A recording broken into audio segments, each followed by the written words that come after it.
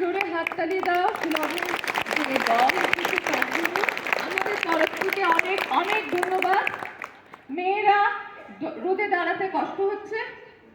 হ্যাঁ, আচ্ছা বেশি কথা বলবো না, ক্লাসে চলে যাবে। শুধু এটুকু বলি, তোমার পাতের খাবার দিয়ে আরেকটা মানুষ কিন্তু খেতে পারে যদি খাবারটা তুমি পাতে নিয়ে নষ্ট না করো। ঘরে অনুষ্ঠান হলে রুটি ব্যাংকে ফোন করো।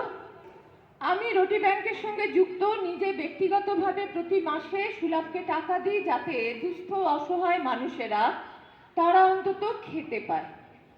তো এই যে জিনিসটা, যেটা আমার উদ্বৃত্ত খাবার, বেড়ে যাওয়া খাবার, সেই খাবারটা যদি আমি রাস্তায় ফেলে না দিয়ে একজন ভিক্ষুককে, একজন গরিব মানুষ যে হয়তো খেতে পায়নি তাকে দিই, বা রাস্তার পশু পাখি যারা তাদেরও খাইয়ে দিই, অন্তত কাজে লাগবে, কিন্তু সেটা যেন নালাতে নষ্ট না হয়।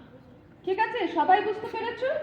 এরপরে যার যা প্রশ্ন, আরো কি কি ভাবে ফুড ওয়েস্টের মোকাবিলা করা যায় সেটা এত কম সময় রোদে দাঁড়িয়ে বলা সম্ভব নয়।